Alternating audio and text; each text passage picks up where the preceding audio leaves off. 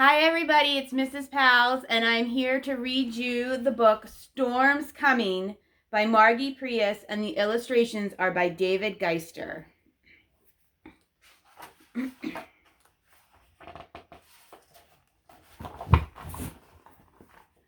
My, Mama said as Sophie came into the kitchen, this bread dough is rising fast. Maybe there's a storm coming, Sophie exclaimed. That's true. Mama eyed the puffy dough. Bread always rises faster before a storm. I better warn Papa, Sophie cried. All right, Mama said, but first tell Dan to bring in some wood for the cook stove. Sophie found Dan in the garden picking cucumbers. Mama wants you to bring in wood for the cook stove. Storm's coming. How do you know? Look at those busy bees, Sophie exclaimed. They know it's going to storm. Dan watched the bees flying into their hive.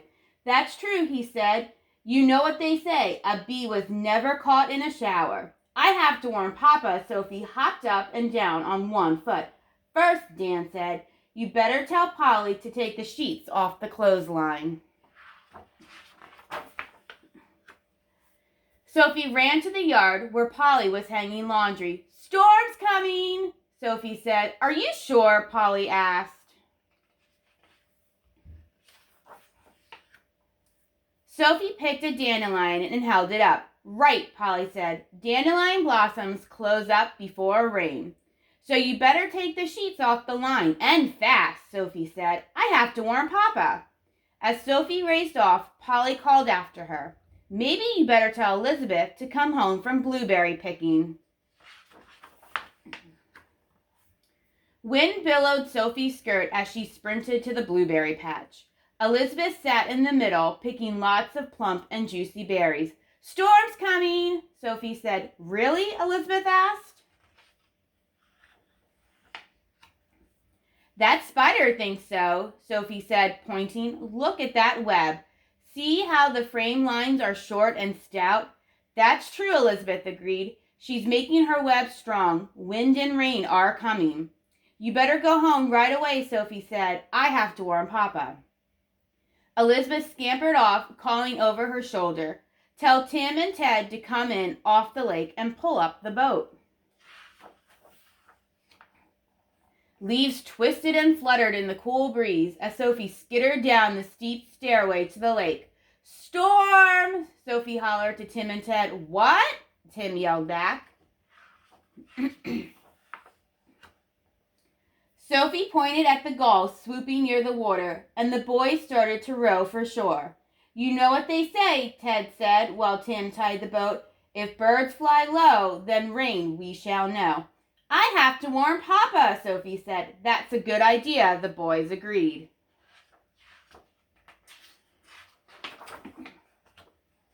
Sophie hiked up the big hill under darkening skies. She rushed to the oil house where she found Papa filling cans with gasoline. Papa, Papa, she cried. Storm's coming.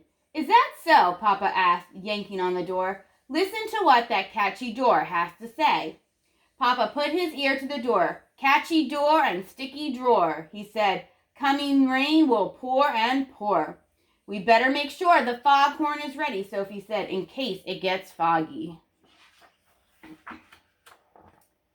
Sophie helped Papa lug the gasoline cans to the fog signal building, where Papa poured the fuel into the engine that made the foghorn blow. Now, Papa said, you better run along home. Yes, Sophie agreed, but Papa, shouldn't we make sure the light is all set in case it gets very dark during the storm? Papa sighed and said, all right then.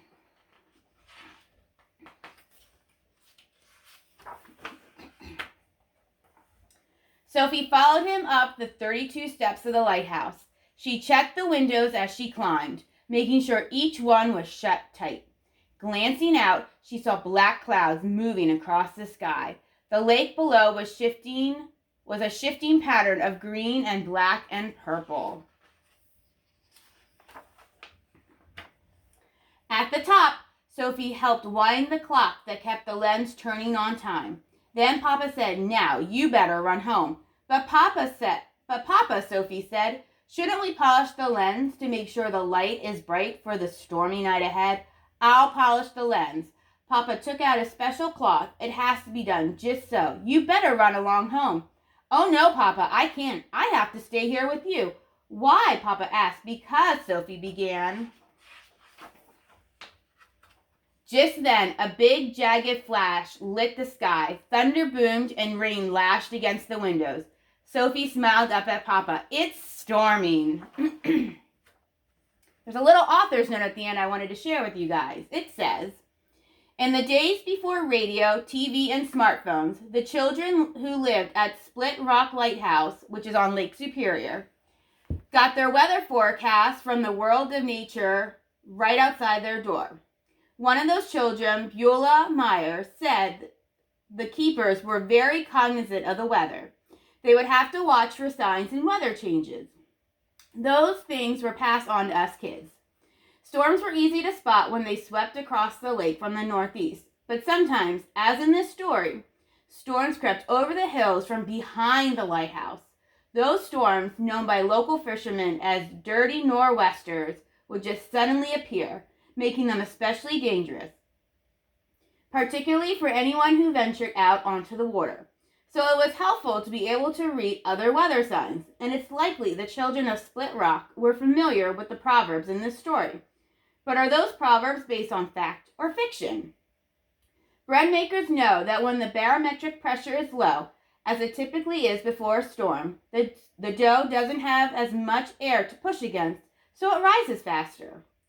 Bees seek shelter before it rains, probably because water droplets add weight and cause their wings to stick together, making it harder to fly. Dandelions and tulips close up before rain, protecting their nectar and pollen from getting washed away.